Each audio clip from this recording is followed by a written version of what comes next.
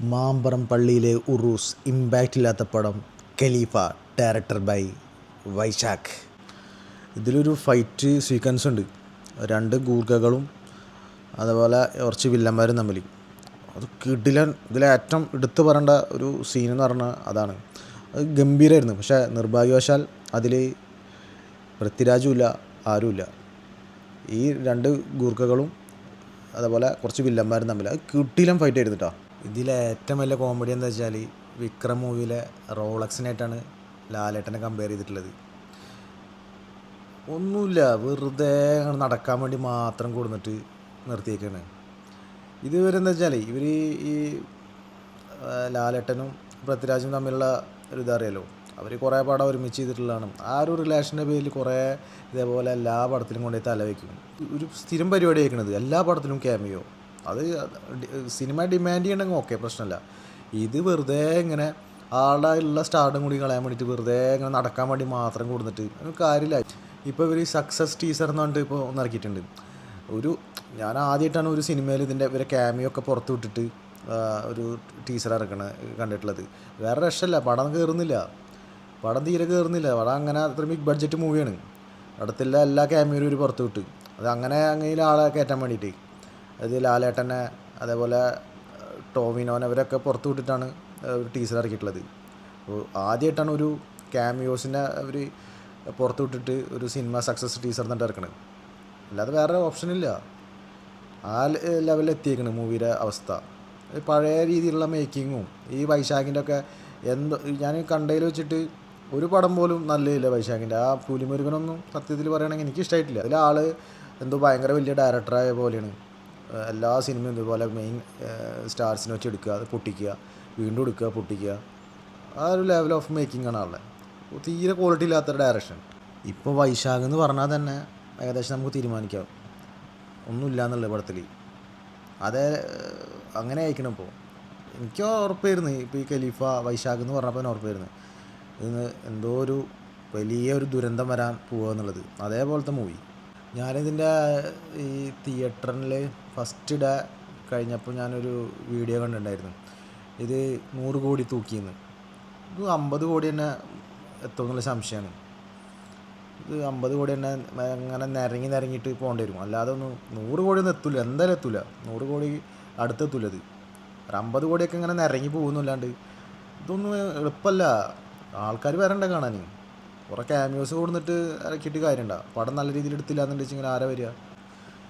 പിന്നെ കഥ എന്ന് പറഞ്ഞു കഴിഞ്ഞാൽ ഈ അൻവർ സിനിമ ഉണ്ടല്ലോ, അതിൽ അവരെ ഫാമിലിയിൽ നടക്കുന്ന ഒരു സംഭവം, അതിനെ ചുറ്റിപ്പറ്റിയിട്ട് ഉണ്ടാവുന്ന ബാക്കി ഒരു റിവെഞ്ച് ആയിട്ടുള്ള കാര്യങ്ങളാണ് നമ്മൾ അൻവറിൽ സിനിമയിൽ കണ്ടത്. അതേപോലെ തന്നെ ഇവരെ ഫാമിലിയിൽ നടക്കുന്നൊരു സംഭവം അതിനെ ആസ്പദമാക്കിയിട്ട് പിന്നെ അങ്ങനെ വലിച്ചു നീട്ടി കൊണ്ടുപോകുന്നു. അവസാനം ഒരു ക്യാമിയോ കൊണ്ടുവരുന്നു, അവസാനിപ്പിക്കുന്നു. അപ്പോൾ ഒരുപാട് നേരം ഇങ്ങനെ നമുക്കിങ്ങനെ എന്താ പറയുക, ഒരു ഇമോഷനും ഇല്ല, ഒരു ഇമ്പാക്റ്റും ഇല്ല. അങ്ങനെ വെറുതെ ഇങ്ങനെ മോശം ഡയറക്ഷനും ആയിട്ട് ഇങ്ങനെ വെറുതെ വലിച്ചു നീട്ടി കൊണ്ടുപോകുന്ന കണക്റ്റ് ആവാത്ത ഒരു മൂവി. കുറേ നല്ല ആക്ഷൻ ഉണ്ട് എടുത്ത് പറയാൻ വേണ്ടിയിട്ട്.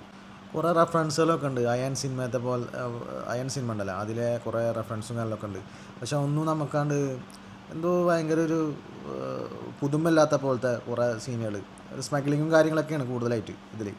ജേക്സ് ബിജോയിൻ്റെ മ്യൂസിക് നന്നായിരുന്നു. അത് നല്ല ഒരു പാട്ടുണ്ടായിരുന്നു. പിന്നെ അതുപോലെ തന്നെ ഇതിലെ BGM ഒറിജിനൽ സ്കോർ നല്ല രീതിയിൽ വർക്കായിട്ടുണ്ട്. നല്ല തിയേറ്ററിൽ നല്ല ഒരു എക്സ്പീരിയൻസ് ആയിരുന്നു ഇതിലെ BGM. പക്ഷെ അതിനുള്ള സീനില്ലെങ്കിൽ എന്താ ചെയ്യുക, അതാണ് അവസ്ഥ. ജനങ്ങൾ ശരിക്കും എക്സ്പെക്റ്റ് ചെയ്തതെന്ന് വെച്ചാൽ ഇപ്പോൾ ലാലേട്ടൻ്റെ ഒരു ക്യാമിയോട്ട് വരുന്നു, ഒരു ഫൈറ്റ് സീനയിൽ നമ്മൾ പ്രതീക്ഷിച്ച് വെറുതെ ഇങ്ങനെ നടക്കുക, കുറേ ആൾക്കാർ പിന്നിൽ നടക്കുക, അതുപോലെ സൗബിൻ നായർ പിന്നാലെ നടക്കുക. അങ്ങനെ ഒരു ഒരു ഒരു നിരാശപ്പെടുത്തുന്ന രീതിയിലുള്ള ഒരു ക്യാമിയോ ആയി പോയി. അത് വേണ്ടിയിരുന്നില്ല തോന്നി. ഇതിൽ എടുത്ത് പറയേണ്ട ക്യാരക്ടേഴ്സ് ഷമ്മി തിലകൻ, അതുപോലെ രഞ്ജി മണിക്കർ, ഇവരൊക്കെ നല്ല രീതിയിൽ അഭിനയിച്ചിട്ടുണ്ട്. ഈ ഷമ്മി തിലകനൊന്നും ശരിക്കും മലയാള സിനിമ യൂസ് ചെയ്യുന്നില്ല, അതങ്ങനെ തന്നെ പറയേണ്ടി വരും. അത്രയും നല്ലൊരു കപ്പാസിറ്റി ഉള്ള ഒരു നടനാണ് ഷമ്മി തിലകൻ. പക്ഷേ ഇതിനാണിപ്പോൾ പടത്തിൽ വളരെ റയറായിട്ടാണുള്ളത്. ഉള്ള ക്യാരക്ടേഴ്സ് ആൾ നന്നായി ചെയ്യാറുണ്ട്. പക്ഷേ ആളെ അങ്ങനെ തഴഞ്ഞ് ഇട്ട പോലത്തെ ഒരു ഇത് തോന്നി. സിനിമക്കാർ ശരിക്കും ഇവരെ യൂസ് ചെയ്യുന്നില്ല. ഇത്രയും ക്യാപ്പബിലിറ്റി ഉള്ള ഒരു നടനാണ്. ഈ ഷമ്മി ദിലീപനൊക്കെ ആൾ നല്ല രീതിയിൽ ചെയ്തിട്ടുണ്ട്. അതുപോലെ തന്നെ രഞ്ജി പണിക്കർ സാധാരണ ചെയ്യുന്നതും വളരെ വ്യത്യസ്തമായിട്ടുള്ള ഒരു അഭിനയം പോലെ തോന്നി ഈ സിനിമയിൽ കണ്ടപ്പോൾ. പിന്നെ മോഹിനി നല്ല ഒരു കംബാക്കായിരുന്നു മോഹിനിയുടെ. നല്ല തിരിച്ചുവരവായിരുന്നു. കുറേ കാലമായി മോഹിനീനെയൊക്കെ സിനിമയിൽ കണ്ടിട്ട്. അപ്പോൾ അങ്ങനെ മോഹിനീനെ വീണ്ടും കാണാൻ പറ്റി. ഈ പടം ശരിക്കും പറഞ്ഞു കഴിഞ്ഞാൽ ക്ലൈമാക്സിന് വേണ്ടി മാത്രം കാണാം. ക്ലൈമാക്സിൽ ടോവിനോൻ്റെ ഒരു സീനുണ്ട്. അപ്പോൾ അതിന് മാത്രം വേണമെങ്കിൽ കാണാം. അല്ലാതെ ഒന്നുമില്ല, പടത്തിലൊന്നുമില്ല. ഇമോഷണലി കണക്റ്റ് ആവാത്തൊരു മൂവി. ഇതിൻ്റെ രണ്ടാം ഭാഗം ഇറക്കുകയെന്നാണ് പറയുന്നത്. അപ്പോൾ അതിൻ്റെ ഫസ്റ്റ് ഡേ തന്നെ അതിൻ്റെ പരിപാടി ഇവർ തുടങ്ങിയിരുന്നു. അതായത് ഇതിൻ്റെ ഒരു പ്രസ് മീറ്റൊക്കെ വിളിച്ചു വരുത്തി അതിൻ്റെ രണ്ടാം ഭാഗം ഞങ്ങൾ ഇറക്കാൻ പോവാണ്, ഇതിന് രണ്ടാം ഭാഗം ഉണ്ട്, അതിലാണ് ബാക്കി എല്ലാം എടുത്തു വെച്ചിരിക്കുന്നത്. അതിനെ ഒരു എമ്പുരാനും പറഞ്ഞ്. എമ്പുരാൻ ഏകദേശം ജനങ്ങളെല്ലാം പറ്റിച്ചപ്പോൾ അവസാനം ഇവർ പറഞ്ഞത് എന്താ വെച്ചാൽ ഇത് ഈ പടം കണ്ടു കഴിഞ്ഞാൽ എനിക്കൊന്നും മനസ്സിലാവില്ല, ഇനി അടുത്തിറങ്ങിയാലാണ് ശരിക്കും അതിലുള്ളത് മനസ്സിലാവുള്ളൂ എന്നിട്ട് ഇവർ അതിന് രക്ഷപ്പെടാൻ നോക്കിയിരുന്നു. അതേപോലെ ഈ പടം ഏകദേശം കയ്യിൽ നിന്ന് പോയി കണ്ടപ്പോൾ ഇവരെല്ലാ ക്യാമിയോസിനെയും എല്ലാവരും വിളിച്ചു വരുത്തിയിട്ട് ഒരു പ്രസ് മീറ്റ് പോലെ വിളിച്ചു വരുത്തിയിട്ട് അവർ പറയണേ ഇതിൽ ഉള്ളത് ജസ്റ്റ് ഒരു സ്റ്റാർട്ടിങ് മാത്രമാണ്, ഇനി സംഭവിക്കാൻ പോകുന്നതാണ് ഇനി അടുത്തതിൽ വരാനുള്ളത് രണ്ടാം ഭാഗത്തിൽ. ഇത് രണ്ടാം ഭാഗം ഒന്നും എടുക്കാതിരിക്കണ ഏറ്റവും നല്ലത്.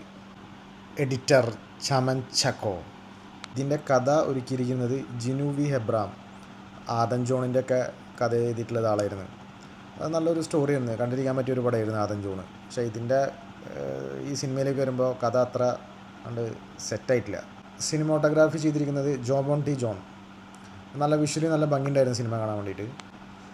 പിന്നെ ഇത് ഡിസ്ട്രിബ്യൂട്ട് ചെയ്തിരിക്കുന്നത് ആശീർവാദ് സിനിമാസാണ്. അറിയാലോ, ലാലേട്ടൻ സിനിമയിൽ ജസ്റ്റ് ഒന്ന് നടന്നു കഴിഞ്ഞാൽ അപ്പോൾ തന്നെ ആശീർവാദം ഏറ്റെടുക്കുന്നത് ആ പടം.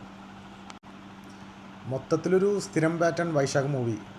ഇങ്ങനെ ടോട്ടൽ ഇങ്ങനെ എല്ലാ പടത്തിൽ നിന്നും ഓരോ സീനുകൾ ഇങ്ങനെ എടുത്ത് അങ്ങനെ മിക്സ് ചെയ്തിട്ടുള്ളൊരു ഇമ്പാക്റ്റ് ഇല്ലാത്തൊരു മൂവിയായിട്ടാണ് എനിക്കിത് പേഴ്സണലി തോന്നിയത്.